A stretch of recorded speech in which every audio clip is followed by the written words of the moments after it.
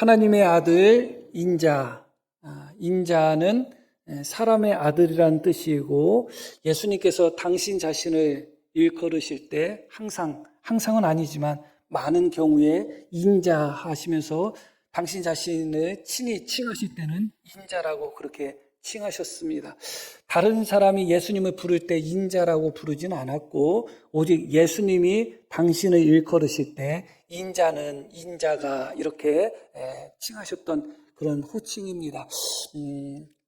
하나님의 아들이신데, 그런데 예수님은 항상 당신 자신을 나는 사람의 아들이다, 나는 인자다 그렇게 표현하셨거든요.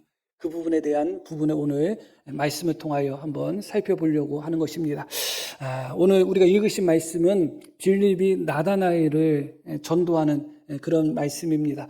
예수님께서 빌립을 부르셨고, 예수님의 부름을 받았던 빌립이 나다나엘을 찾아서 전도하는 부분으로 말씀이 시작이 됩니다.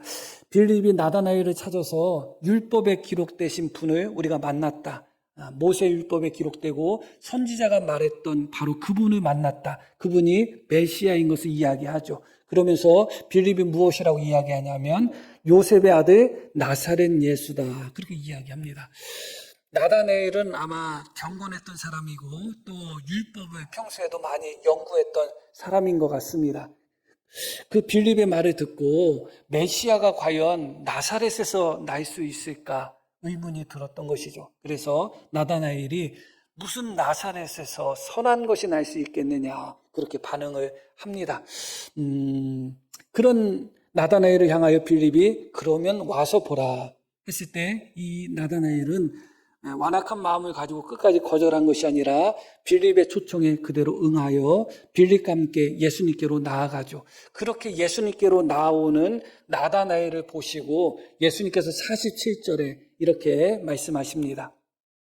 예수께서 나다나엘이 자기에게 오는 것을 보시고 그를 가리켜 이르시되 보라 이는 참으로 이스라엘 사람이라 그 속에 간사한 것이 없도다. 이 간사한다는 것은 거짓, 속임수를 의미하는 것이고 종교 지도자들이 예수님을 괴계로 잡아서 죽이려는 그런 괴계를 꾸몄다 했을 때 사용되었던 단어가 바로 이 간사라는 단어예요.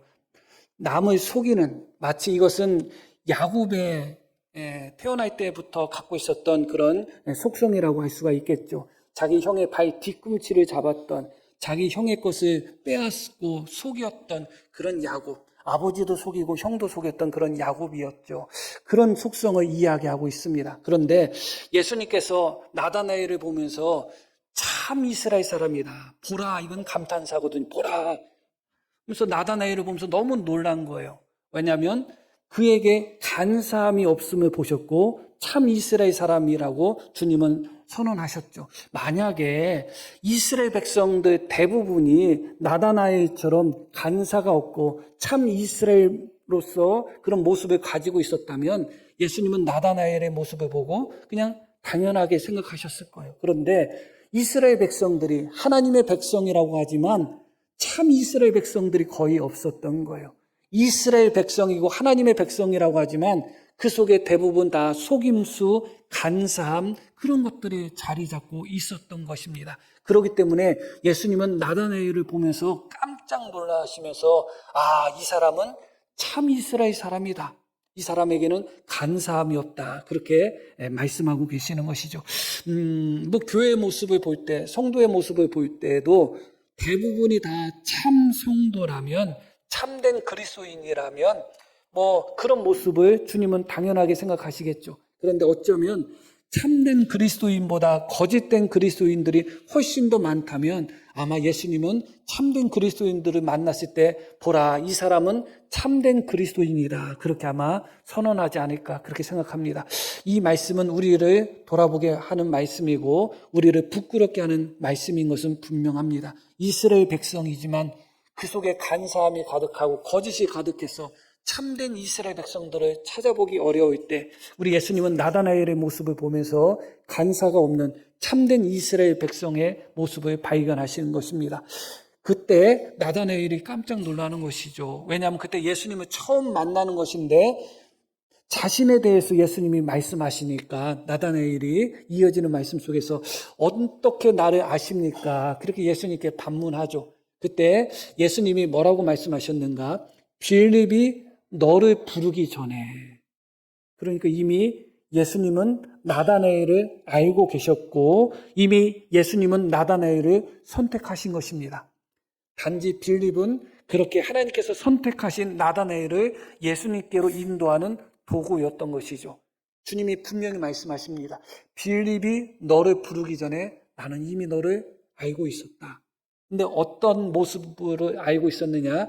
네가 무화과 나무 아래에서 있을 때에 내가 너를 보았다. 그렇게 말씀합니다. 이것은 예수님이 직접 무화과 나무 아래에 있는 나다나엘을 목격했다는 말씀이 아니죠. 예수님은 나다나엘을 만난 적도 없고 직접 본 적도 없습니다. 그런데 놀랍게도 누구에게 설명 들은 것도 아니고 나다나엘이 언젠지도 몰라요. 언젠지도 모르고 무화과 나무 아래에 있었던 것을 예수님이 보았다고 말씀하는 것입니다. 이것은 예수님의 전지하심을 우리에게 보여주고 있는 것이죠. 그런데 놀랍게도 나사렛에서 무슨 선한 것이 날 수 있겠느냐 이렇게 부정적인 반응을 보였던 나다나엘이 예수님의 이 말씀 한마디, 내가 무화과 나무 아래에 있을 때 내가 보았다, 이 한마디에 예수님으로 향하여 예수님께 신앙을 고백하게 됩니다. 이어지는 말씀 보면 나다나엘이 대답하되 랍비여 당신은 하나님의 아들이시오 당신은 이스라엘의 임금이로소이다. 너무 놀라운 말씀이에요. 물론 신기할 수가 있겠죠. 자신이 무화과 나무 있었던 것을 직접 보지 않았었는데 어떻게 아실까? 또 내 안에 간사함이 없다고 나를 어떻게 그렇게 평가하실까? 신기할 수는 있고 대단할 수는 있는데 그것으로 말미암아 당신은 하나님의 아들이시고 당신은 이스라엘 임금입니다. 이렇게 고백한다는 것은 잘 맞아떨어지지가 않습니다. 그럼에도 불구하고 나다나엘은 예수님의 그 한마디, 내가 빌립이 너를 부르기 전에 무화과 나무 아래에 있었던 것을 내가 보았다. 그 한마디에 당신은 하나님의 아들이십니다. 그렇게 고백하는 거예요. 그런 나다나엘을 보고 예수님께서 이렇게 또 이어지는 말씀 속에서 말씀합니다. 내가 너를 무화과 나무에서 아래에서 보았다 하는 이 말 한마디로 너는 나를 믿느냐. 예수님에게는 별거 아니라는 거예요. 대단한 것이 아니라는 거예요. 그리고 앞으로 나다나엘을 포함해서 제자들이 경험할 거에 비해서는 정말 세 발의 피밖에 되지 않는다는 말씀이죠. 너는 내가 너를 무화과 나무 아래에서 보았다. 그 말 한마디로 믿느냐. 이건 칭찬이에요. 대단한 칭찬이에요. 그런데 이보다 더 큰 일을 볼 것이다 하면서 51절 오늘 말씀의 중심이 되는 말씀하십니다. 또 이르시되 진실로 진실로. 예수님이 가장 많이 사용하셨던 말씀이에요. 진실로 진실로. 이게 아멘이라는 단어거든요. 그래서 강조하실 때 중요한 말씀을 하실 때마다 진실로 진실로 이렇게 말씀하셨습니다. 아멘 아멘. 최종관 집사님이 아멘 2번 하시는데 이게 아멘 아멘 2번 하는 겁니다. 그러면서 너희라고 말씀하시죠. 여기서 나다나엘뿐만 아니라 나다나엘을 포함했던 그곳에 있었던 4명 내지 5명의 제자, 어쩌면 4명이고 어쩌면 5명이 됩니다. 그 제자들에게 주님이 하신 말씀이에요. 너희에게 이르노니 하늘이 열리고 하나님의 사자들이 인자 위에 오르락 내리락 하는 것을 보리라 하시니라. 여기서 예수님이 처음으로 당신 자신을 인자라고 이렇게 말씀하고 계십니다. 말씀드렸듯이 나다나의 고백 속에서도 예수님은 인자가 아니에요. 하나님의 아들이시지 사람의 아들이 아니십니다. 그럼에도 불구하고 예수님은 당신이 인자다. 하나님의 아들이라는 호칭보다도 사람의 아들 인자라고 그렇게 당신 자신을 일컬으셨습니다. 여기에는 정말 중요한 의미가 있어요. 모든 사람이 인자, 사람의 아들이 아닌 사람이 있겠어요? 모든 사람은 다 사람의 아들이에요. 그런데 어떤 사람이 나는 사람의 아들이야, 나는 사람의 아들이야 자꾸 그렇게 말을 하고 다닌다면 뭔가 특별한 생각이 들겠죠? 다 사람의 아들인데 나는 사람의 아들이야, 나는 사람의 아들이야 할 때 그 부분에 있어서는 어쩌면 사람의 아들이 아닐 수도 있다는 의미가 담겨 있는 거예요. 그러니까 거기에는 약간 반전이 있는 것이죠. 다 사람의 아들인데 나는 사람의 아들이야, 나는 사람의 아들이야 할 때는 오히려 사람의 아들이 아님을 보여주는 호칭입니다. 그래서 인자라는 것은 한편으로는 인자, 사람의 아들이라는 뜻이지만 예수님이 일반적인 모든 사람처럼 똑같은 사람의 아들이 아니라 특별한 분이라는 것을 보여주는 호칭이에요. 그래서 인자라는 호칭 속에서 예수님의 신성이라든가 예수님의 영광이라든가 예수님의 능력들이 나타납니다. 인자라는 호칭 속에서. 그럼에도 불구하고 예수님 당신 자신은 하나님의 아들이시잖아요. 하나님의 아들이신데 예수님은 스스로 당신을 나는 사람의 아들이다. 그렇게 인식하시며 그렇게 당신 자신을 부르셨다는 것이죠. 그렇기 때문에 이 인자라는 호칭은 하나님의 아들이 사람이 되신 그런 아주 낮아지신 그런 모습을 보여주는 호칭이 됩니다. 그래서 예수님은 인자라는 말씀을 사용하시면서 당신의 십자가, 당신의 고난, 당신의 어떤 어려움, 그런 슬픔들, 그런 것들을 같이 표현했습니다. 그러니까 다시 말씀드리면 인자라는 이름은 예수님의 신성과 인성 모두를 다 표현하고 있습니다. 인자라는 이름 속에서 예수님의 영광도 드러나고 인자라는 이름 속에서 예수님의 고난도 나타납니다. 그러나 본질적으로 인자라는 이름에서 우리에게 주는 가장 중요한 교훈은 무엇이냐? 결국은 하나님의 아들이신데 예수님은 당신 자신을 인자라고 부르셨다는 것이죠. 그렇기 때문에 인자라는 이름 속에서 하나님의 아들로서의 영광보다 사람의 아들로서의 고난과 어려움과 슬픔과 고통이 더 포함되는 그런 의미의 단어인 것입니다. 예수님은 이 땅에서 인자로 사셨다는 것을 기억할 필요가 있어요. 하나님의 아들이시지만 우리보다 더 많은 슬픔을 당하셨고 우리보다 더 많은 아픔을 당하셨고 우리보다 더 많은 어려움을 당하셨습니다. 우리보다 더 많은 모욕을 당하셨고 우리보다 더 많은 배척을 당하셨습니다. 우리는 누군가가 나를 조금이라도 모욕하면 참기 어렵죠. 예수님처럼 모욕을 당했다면 견딜 수 있는 사람은 없을 것입니다. 심지어 예수님은 당신의 고향에서조차도 배척을 당하셨습니다. 나다나엘은 예수님이 나사렛 사람이라는 이유로 나사렛에서 무슨 선한 것이 날 수 있겠느냐 그런 반응을 보였죠. 그것은 나다나엘의 반응이 아니라 모든 이스라엘 백성들의 반응이에요. 예수님을 향하여 나사렛 예수여 이건 높임말이 아니에요. 나사렛 출신이라는 것은 별 볼일 없는 자라는 것이고 나사렛 출신이라는 것은 어쩌면 진짜 선지자도 아닐 수도 있다는 의미가 담겨 있는 거예요. 메시아로서는 말할 것도 없죠. 메시아는 나사렛 출신일 수가 없어요. 나사렛 예수일 수가 없습니다. 그렇기 때문에 나사렛 예수라는 것은 예수님에게 있어서 영광스러운 칭호가 분명히 아니에요. 다른 사람들이 오히려 예수님을 낮출 때 나사렛 사람이라고 말하는 것이죠. 그런데 정작 예수님 고향이라고 할 수 있었던 나사렛에서조차도 예수님은 배척을 받았죠. 그러니까 결국은 사실은 예수님을 엄밀히 따지면 고향이 베들레헴이에요.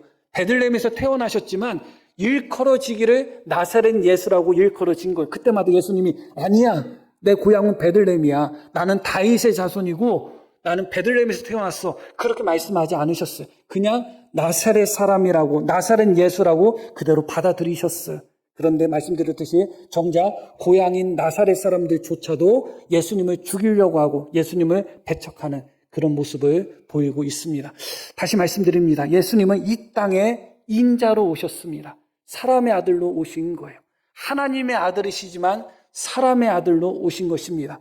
요한복음 1장 전체를 통해서 우리는 예수님이 어떠한 분이신가를 우리는 배우게 되는데 요한복음 1장만큼 예수님이 어떠한 분이신가, 누구신가에 대해서 정말 깊고 또 많이 다룬 그런 성경장이 없어요. 요한복음 1장에서 시작하는 말씀 속에서 태초에 말씀이 계셨다. 이렇게 말씀이 시작이 되거든요. 창세기 1장 1절은 태초에 하나님이 천지를 창조하셨다. 그렇게 시작이 되는데 요한복음 1장은 태초에 말씀이 계셨고 그 말씀이 하나님과 함께 계셨고 그 말씀이 하나님이다 하면서 예수님을 말씀으로 표현하고 있고 그 예수님은 창조되신 분이 아니라 또 인간과 같은 피조물이 아니라 영원 전부터 창세 전부터 하나님과 함께 계셨던 하나님의 아들이심을 요한복음 1장 앞부분에서는 명확하게 보여주고 있습니다. 그러면서 더 놀라운 것은 무엇이냐면 만물이 그로 말미암아 창조되었다고 이야기합니다. 모든 만물이 예수님으로 말미암아 창조되었다. 하나님이 천지 만물을 창조하셨는데 무엇으로 창조하셨죠? 말씀으로 창조하셨는데 그 말씀이 예수님이라는 거예요. 너무 놀라운 거죠. 실제로 세상 모든 것의 창조의 근원이 예수님인 거예요. 말씀인 예수님. 그래서 모든 만물이 예수님으로 말미암아 창조되었다. 그리고 예수님이 빛이라는 겁니다. 빛이 있으라고 하셨는데 예수님 당신 자신이 빛인 거예요. 그리고 예수님 안에 생명이 있었다고 합니다. 만물을 창조하셨다고 하셨을 때 살아있는 존재도 있고 죽어있는 존재도 있습니다. 그러나 그 살아있는 존재의 생명이 어디서 왔는가? 예수님께로부터 왔다는 거예요. 예수님 안에 참 생명이 있었다는 겁니다. 예수님 안에 참 빛이 있었다는 겁니다. 그래서 이 요한복음 1장 앞부분에는 예수님은 하나님의 아들이시고 말씀이시고 만물을 창조하신 창조자이시고 예수님은 참된 생명이시고 예수님은 참된 빛이다. 그렇게 표현하고 있습니다. 그러니까 단순한 하나님의 아들 차원을 넘어서는 분이시여요. 그럼에도 불구하고 그런 분께서 이 땅에 육신을 입고 이 땅에 오셔서 인자로 살아가셨습니다. 너무너무 놀라운 말씀이거든요. 다시 51절 말씀을 보겠습니다. 나다나엘에게 뭐라고 말씀하시냐면 50절 볼까요? 예수께서 대답하여 이르시되 내가 너를 무화과 나무 아래에서 보았다 함으로 믿느냐? 이보다 더 큰 일을 볼 것이다. 이보다 더 큰 일을 볼 것이다. 그렇게 말씀하시죠. 무화과 나무 아래에 있었던 나다나엘을 보았다는 것은 예수님의 전지를 표현하고 있습니다. 모든 것을 알고 계시는 예수님이시죠. 그것은 예수님의 신성을 보여주고 있는 것입니다. 모든 것을 알고 계시는 예수님의 신성. 그 신성으로 말미암아 모든 것을 알고 계시고 나다나엘이 무화과 나무 아래에 있었던 것을 보았던 것이죠. 그런데 그것보다 더 큰 것을 보게 될 거라고 말씀하는 겁니다. 예수님의 신성으로서 예수님의 전지하심과 전능하심으로써 보여주셨던 그 표적보다 더 큰 것을 보여주실 것이다. 그게 51절의 말씀입니다. 그것이 무엇인가? 또 이르시되 진실로 진실로 너에게 이르노니 하늘이 열리고 하나님의 사자들이 인자 위에 오르락내리락 하는 것을 보리라. 예수님은 원래 하나님이셨고 하나님의 아들이셨고 하나님과 함께 계셨던 분이에요. 예수님이 계셔야 되는 자리는 땅이 아니라 하늘입니다. 그런데 예수님은 기꺼이 하나님의 아들의 자리에서 인자로 땅에 서신 거예요. 하늘에 계실 분이 땅으로 내려오신 것이고 하나님의 아들로 일컬음을 받으실 분이 인자가 되어버리신 것입니다. 그런데 놀랍게도 그 인자이신 하나님의 아들이시지만 기꺼이 인자, 사람의 아들이 되신 예수님이 땅에 섰을 때 어떤 역사가 나타나는가? 하늘이 열리는 역사가 나타난다. 하늘이 열리는 역사는 인자이신 예수님이 땅에 섰을 때 열리는 역사예요. 사실 구약 성경에 보면 이스라엘 백성들이 죄를 범했을 때, 하나님 앞에 범죄했을 때 하늘이 닫히고 비가 내리지 않는다는 표현들이 여러 번 나옵니다. 그것은 실제적으로 하늘에서 비가 내리지 않고 이슬이 내리지 않는 것을 보여주는 것이지만 거기에는 또 영적인 의미가 있는 거예요. 인간의 죄로 말미암아 하늘은 닫혀버린 것입니다. 이 땅과 하늘이 그렇게 단절되었어요. 어떤 의미에서? 인간의 죄악은 하늘을 열지를 못합니다. 오히려 열려있던 하늘조차도 닫아버리는 것이 인간들의 모습이에요. 그래서 바울 사도는 본질상 우리와 하나님이 원수되었다고 표현하고 있습니다. 하나님과 우리의 관계가 원래 하나님이 우리를 피조물로 만드셨지만 에덴 동산에서부터 부족함이 없는 완벽한 에덴 동산에서부터 먹을 수 없는 것보다 먹을 수 있는 것보다 없는 것이 더 많은 것이 아니라 모든 것을 다 먹을 수 있고 오직 선악을 알게 하는 그 열매 하나만 먹지 말라고 하셨던 그 에덴 동산에서조차도 인간은 반역을 했습니다. 하나님 앞에 불순종하고 죄를 범한 것이죠. 그 이후로부터 인간의 역사는 반역의 역사지 순종의 역사가 아니에요. 하나님은 그렇게 모든 사람들 중에 특별하게 아브라함을 선택하시고 이스라엘 백성, 아브라함의 자손 이스라엘 백성들을 하나님의 백성으로 삼으셨지만 그 이스라엘 백성들도 하나님을 향하여 순종의 모습으로 나아가지 못하고 반역의 모습으로 나갔습니다. 모든 인류는 결국은 반역의 역사입니다. 노아의 홍수도 인류의 반역의 역사로 말미암아 일어난 것이죠. 바벨탑 그 끔찍한 사건도 인간의 반역의 역사의 정점 속에 있는 것입니다. 그리고 이스라엘 민족을 선택했지만 역시 이스라엘 민족조차도 하나님의 백성조차도 하나님을 향하여 반역을 하고 있는 것이죠. 하늘은 닫히고 또 닫혔습니다. 원래 하나님께서 창조하신 하나님의 백성이고 하나님과 교제하도록 창조되었던 인간이었지만 그러나 인간의 거듭된 반역과 또 반역, 거듭된 배반과 또 배반, 거듭된 죄악과 또 죄악으로 말미암아 하늘은 닫혀버렸습니다.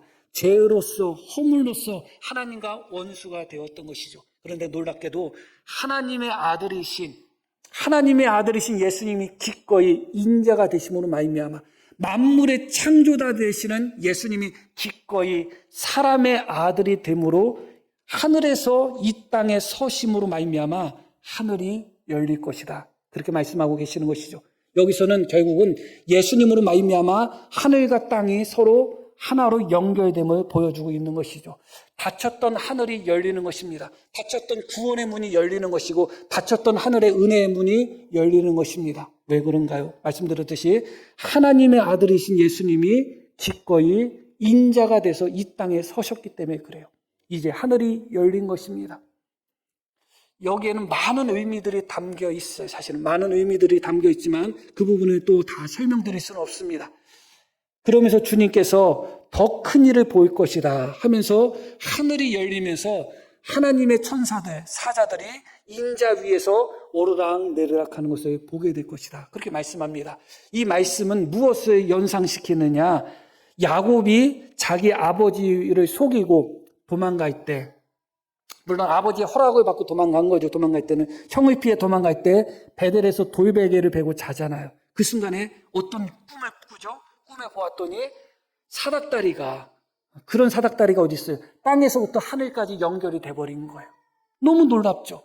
땅에서부터 하늘이 연결이 된 거예요. 사닥다리를 통해서. 그리고 그 사이를 천사들이 오르락 내리락 하고 있는 것입니다. 예수님이 그 모습을 보여주고 있는 거예요. 이제 인자이신 예수님으로 말미암아 하늘이 열리게 될 것이고 인자이신 예수님으로 말미암아 하나님의 사자들이 오르락 내리락하며 인자이신 예수님으로 말미암아 멸망할 수밖에 없고 또 지옥으로 갈 수밖에 없는 존재들이 그렇게 하나님 나라에 들어갈 수 있는 길이 열린 것입니다. 그것을 주님은 더 놀라운 일을 볼 거라고 말씀하는 것이죠. 그리고 우리가 잘 아시는 말씀 12절 말씀을 볼까요? 우리 함께 읽을까요? 다 외우시기도 하죠. 함께 읽습니다. 영접하는 자, 곧 그 이름을 믿는 자들에게는 하나님의 자녀가 되는 권세를 주셨다. 예수님을 영접하는 자에게는 무엇을 주셨다고 말씀하죠? 하나님의 자녀, 하나님의 아들이 되는 권세를 주셨다는 겁니다. 이것이 어떻게 주어졌는가 말씀드렸듯이 하나님의 아들이신 예수님이 기꺼이 사람의 아들로 이 땅에 오셨기 때문에 사람의 아들인 우리가 하나님의 자녀가 되는 거예요. 이게 구원의 신비고 예수님의 은혜인 것입니다. 예수님이 하나님의 아들로서 창조자로서 그 영광의 자리를 끝까지 예수님이 고집하며 하늘 자리에서 내려오지 않으셨다면 하늘이 열릴 수가 없는 것입니다. 그런데 그 하나님의 아들이신 예수님이 사람이 되어서 사람들과 함께하며 이 땅에 섰을 때 하늘이 열리는 것입니다. 그리고 그 예수님으로 말미암아 기꺼이 하나님의 아들이시지만 사람의 아들, 인자가 되신 예수님으로 말미암아 진짜 사람의 자녀였던, 진짜 사람의 아들이었고 멸망할 수밖에 없는 우리가 하나님의 자녀가 되는 특권을 얻게 된 것이죠. 이것보다 더 놀라운 게 어디 있겠어요? 다시 정리를 하면 이렇습니다. 결국은 신성으로서, 하나님의 아들로서, 신성으로서 전지와 전능한 능력으로서 나다나엘이 어디서 무엇을 하고 있었다는 것을 다 신성으로서, 전지하심으로서 다 본 것보다 더 놀라운 일은 무엇이냐? 예수님이 인자로서, 사람의 아들로서 이 땅에 서셔서 인자로서 하나님의 말씀에 순종함으로 말미암아 하늘이 열린 것이 더 놀라운 거예요. 하나님은 원래부터 우리를 다 알고 계셔요. 하나님은 모든 만물을 다 이미 통치하고 계셔요. 물론 놀랍고 대단하죠. 그러나 거기서 끝나는 거예요. 어떤 의미에서. 그러나 예수님께서 인자가 되심으로 말미암아 하늘 문이 우리에게도 열린 것입니다. 예수님에게만 열린 것이 아니라 우리에게도 열린 거예요. 예수님이 인자가 되심으로 말미암아 지옥 형벌을 받을 하나님과 원수되었던 우리가 하나님을 아버지라고 부르며 하나님의 자녀가 된 것입니다. 이것보다 더 놀라운 것이 어디 있겠어요? 이것보다 더 큰 은혜가 어디 있겠습니까? 너무너무 놀라운 은혜인 것이죠. 그래서 주님이 말씀하신 것입니다. 내가 너를 무화과나무 아래에 있다는 것, 보았다는 것만으로 너는 나를 믿느냐? 더 큰 것을 볼 것이다. 더 놀라운 것을 볼 것이다. 하늘이 열리고 하나님의 천사들이 인자 위에 오르락 내리락 하는 것을 내가 볼 거라고 말씀합니다. 지금 이 순간도 야곱의 사닥다리가 되시는 예수님, 또 하늘을 여시는 그 예수님으로 말미암아 우리가 하나님을 아버지라고 부를 수 있고 우리가 다 구원의 반열에 서게 된 것입니다. 실제로 우리가 지옥을 경험하지는 못했잖아요. 그렇기 때문에 사실은 이것이 와닿지 않을 수도 있습니다. 그러나 우리가 정말 예수님을 믿음으로 말미암아 하나님의 자녀가 됐고 또 천국을 우리가 상속한다는 것은 정말 그 무엇과도 비교할 수 없는 놀라운 은혜고 놀라운 은총인 것입니다. 그런데 놀랍게도 이렇게 예수님께서 직접 창조자 되시는 예수님께서 직접 생명이 되시는 예수님께서 직접 하나님의 아들이 되시는 예수님이 직접 사람이 돼서 이 땅에 오셔서 우리를 찾아오셨죠. 그런데 10절 말씀 보겠습니다. 그가 세상에 계셨으며 어떻게 계셨죠? 인자로서 세상에 계신 것입니다. 그가 세상에 계셨으며 세상은 그로 말미암아 지은 바 되었으되 그런데 놀랍게도 세상이 그를 알지 못했다는 거예요. 예수님은 참 빛이기 때문에 어둠인 세상에 비쳤지만 어둠이 빛을 깨닫지 못했다는 거예요. 그가 세상에 이미 계셨는데 인자로서 세상에 함께 계셨는데 세상은 그를 알아보지 못했다는 겁니다. 이어지는 말씀, 자기 땅에 오매 자기 백성이 영접하지 아니하였다. 이렇게 말씀이 나오는 거예요. 이스라엘 백성들조차도 예수님을 환영하지 않았다. 예수님이 나사렛 예수라고 그렇게 불림을 당하셨는데 나사렛 사람들조차도 예수님을 배척했다. 심지어 예수님의 가족들, 어머니와 형제들조차도 예수님이 살아계실 때는 예수님을 미쳤다고 생각하며 잡으러 다니기도 했죠. 자기 땅에 왔지만 자기 백성이 영접하지 못했다는 겁니다. 빛이 어둠에 비쳤지만 어둠이 깨닫지 못했다는 거예요. 실제로 예수님이 이 땅에 사역하실 때 너무나 많은 기적과 이적을 행하시잖아요. 떡 몇 덩어리 가지고 몇천 명을 먹이시기도 하고 죽은 사람을 살리기도 하고 걷지 못한 자를 걷게도 하고 나병 환자를 깨끗하게도 하고 말하지 못한 자를 말하게 만드시고 너무 많은 기적과 이적을 행하셨죠. 우리는 그 중에 하나만 보아도 아마 믿을 사람입니다. 그렇죠? 너무 겸손하시네. 우리는 그럴 사람이에요. 그런데 놀랍게도 이스라엘 백성들은 그렇게 주님의 수많은 기적과 이적을 다 목격했음에도 불구하고 그들의 입에서 무엇이라고 나왔느냐? 하늘에서 오는 표적, 또 다른 표적을 보여달라는 거예요. 더 큰 표적을 보여달라는 거예요. 어떤 더 큰 표적을 보여줘야 될까요? 그들은 주님의 수많은 그런 기적과 이적, 나면서 중풍병 걸려가지고 오랫동안 누워있던 사람들을 일으키 세우시고 보지 못했던 자의 눈을 띄어서 보게 하시고 죽었던 자를 살려서 걷게 하시고 이런 수많은 이적들을 보고서도 예수님을 믿지 못했다는 거예요. 너무너무 놀라운 것이죠. 빛이 어둠에 비쳤지만 어둠 자체가 그것이 빛인 줄조차도 깨닫지 못했다는 거예요. 심지어 예수님은 이 땅에서 3년 동안 사역하시면서 직접 예수님의 입술로 하나님의 말씀을 너무너무 많이 가르치셨어요. 실제로 기적을 행하고 이적을 행하신 것보다 말씀을 가르치는 데 있어서 예수님은 더 집중하셨거든요. 그런데 예수님 입술에서 나오는 그 말씀을 직접 듣고도 예수님을 믿지 못한 거예요. 누가? 자기 백성들이. 이방 민족도 아니고 이스라엘 백성들이 예수님께서 직접 이 땅에 오셔서 수많은 이적을 행하시고 수많은 기적을 행하시고 직접 하나님의 말씀을 가르치고 또 선포하시고 교훈하셨음에도 불구하고 그 예수님을 직접 눈으로 보았던 자들, 예수님이 이적을 행한 것을 직접 목격했던 사람들, 예수님이 말씀을 가르치신 것을 직접 들었던 사람들조차도 대부분 예수님을 배척했죠. 예수님을 믿지 못했습니다. 자기 땅에 왔지만 자기 백성을 영접하지 않았어요. 왜냐하면 예수님이 이 땅에서 인자로 오셨기 때문에 그래요. 철저하게 인자로 사셨기 때문에 이스라엘 백성들 마음에는 성에 차지 않습니다. 그런데 놀랍게도 오늘 우리가 읽으신 말씀에는 빌립과 나다나엘 두 사람만 나오지만 실제로는 5명 내지 4사람, 2사람이 더 있을 가능성이 있어요. 최하 그들도 예수님께 나와서 예수님을 믿는데 너무 그들이 예수님을 믿는 과정이 너무 간단해요. 예수님은 그 어떤 기적도 이적도 행한 적이 한 번도 없으셔요. 그런데 세례 요한이 하나님의 어린 양이다 그렇게 하니까 세례 요한의 제자였던 2사람이 예수님을 찾아가는 거예요. 그냥 찾아가서 예수님이 무엇을 원하느냐, 왜 왔냐, 그러니까 어디 계셔요? 물어보니까 그러면 와서 봐라. 그 말 한마디에 예수님과 함께하며 예수님을 믿게 된 거예요. 너무 놀랍지 않아요? 빌립도 마찬가지예요. 예수님이 갈릴리 땅으로 가시려다가 빌립을 보고 나를 따르라 하니까 어떻게 해요? 그냥 따라요. 그냥 제자가 된 거예요.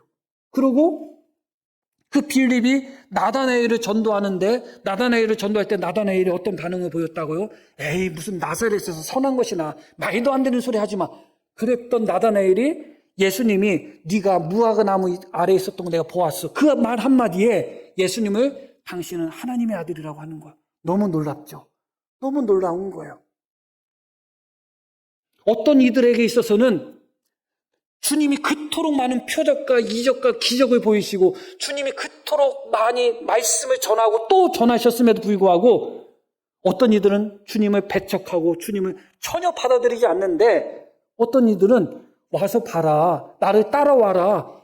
네가 무화과 나무 아래에 있었던 거 보았어. 그 말 한마디 어떻게 보면 대단할 수도 있지만 별거 아닌 한마디에 온전히 주님을 따르는 사람들이 된 거예요. 그것이 바로 제자들인 것이죠. 오늘 말씀에서 그 신비를 보여주고 있는 것입니다. 다시 45절 말씀을 보겠습니다. 빌립이 나다나엘을 전도할 때 이렇게 전도합니다. 빌립이 나다나엘을 찾아 이르되 모세가 율법에 기록하였고 여러 선지자가 기록한 그 일을 우리가 만났으니 뭐라고 하죠? 요셉의 아들 나사렛 예수다. 이것은 예수님을 믿을 수 있는 근거를 완전히 무너뜨리는 말이에요. 요셉의 아들이고 나사렛 사람 예수다. 그런데 그 나다나엘이 예수님을 만나자마자 어떻게 고백을 해요? 49절에 나다나엘이 대답하되 당신은 하나님의 아들이시요 당신은 이스라엘의 임금이로소이다. 예수님에 대해서 듣기는 요셉의 아들이고 나사렛 사람이다. 그래서 나다나엘은 무슨 나사렛에서 대단한 게 나올 수 있다고 무슨 그런 소리 하느냐. 그때 예수님을 보고 주님의 말씀 한마디에 당신은 하나님의 아들이라고 고백하는 거예요. 너무 놀랍잖아요. 죽은 사람을 살리는 것을 직접 목격하고도 예수님을 죽이려고 하고 5,000명 이상을 떡 몇 덩어리 가지고 먹이는 것을 직접 목격하고 자기들이 먹고도 예수님을 배척하는 사람들이 수두룩한데 이 제자들은 주님의 말씀 한마디에 별것도 아닌데 그대로 주님께 나오는 것이죠. 13절 말씀을 보겠습니다. 12절부터 볼게요. 영접하는 자 곧 그 이름을 믿는 자들에게는 하나님의 자녀가 되는 권세를 주셨으니 이는 혈통으로나 육정으로나 사람의 뜻으로 나지 아니하고 오직 하나님께로부터 난 자들이다. 우리가 이미 다 알고 있는 진리지만 너무 중요한 말씀이에요. 베드로가 주님을 향한 신앙 고백했을 때 예수님이 하신 말씀이 뭐예요? 바요나 시몬아 내가 보겠다. 이것을 내게 알게 한 이는 혈육이 아니다. 하늘에 계신 내 아버지라고 분명히 말씀하고 계셨죠. 이게 바로 구원의 신비고 믿음의 신비예요. 하나님께로부터 난 자들은 요셉의 아들 나사렛 예수를 보고서 당신은 하나님의 아들이십니다. 그렇게 고백하게 되어 있어요. 그게 하나님께로부터 난 자들의 특징이에요. 하나님께서 우리에게 믿음을 주시면 믿어지는 거예요, 그냥. 그런데 혈통으로나 육정으로나 사람의 뜻으로 나지 아니했다는 말씀처럼 아무리 인간이 어떤 의지를 갖고 어떤 노력을 한다 할지라도 하나님이 허락하지 않으면 죽은 사람을 100명 살리는 것을 보고서도 난 못 믿겠어. 그 소리가 나오는 거예요. 결국은 우리가 지금 이 순간 하나님을 믿고 있다는 것은 정말로 믿고 있다면 그것은 하나님이 우리를 하나님의 자녀로 선택하셨고 하나님이 우리에게 믿음을 주셨다는 증거가 되는 것입니다.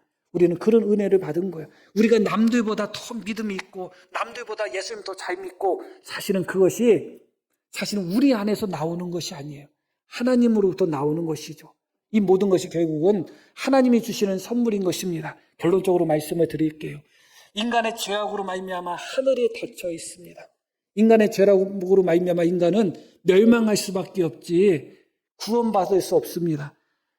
인간의 죄악으로 말미암아 인간은 하나님과 원수되었던 그런 관계가 되었습니다. 그러나 기꺼이 우리 예수님께서 기꺼이 인자가 되심으로 기꺼이 사람의 아들이 되셔가지고 하늘에서 땅의 솜으로 말미암아 하늘이 열린 것입니다. 하늘이 열려서 구원의 문이 우리에게 열린 거예요. 그러나 구원의 문이 열렸다고 해서 다 들어가는 거예요. 혈통이나 육정이나 사람의 뜻으로 되지 않아요. 구원의 문은 예수님으로 말미암아 열렸지만 우리가 지금 혹시 구원의 문에 들어가 있다면 그것이 놀라운 하나님의 은혜예요. 혈통으로나 육정으로나 된 것이 아닌 것입니다. 우리가 이 두 가지 사실을 오늘 깊이 기억하며 하나님의 아들이신 예수님이 인자가 되셔서 하늘문이 열렸고 그렇게 하늘문이 열렸을 때 구원의 문이 열렸을 때 우리의 믿음으로 말미암아 그 문을 통하여 하나님 나라로 가게 되는데 그것은 우리 자신에게서 나온 것이 아니라 하나님이 주신 선물이라는 것을 다시 한번 기억하며 하나님의 은혜에 더욱 감사할 수 있는 오늘 하루가 되기를 소망합니다. 자, 우리 들으신 말씀 기억하며 우리 함께 기도합니다.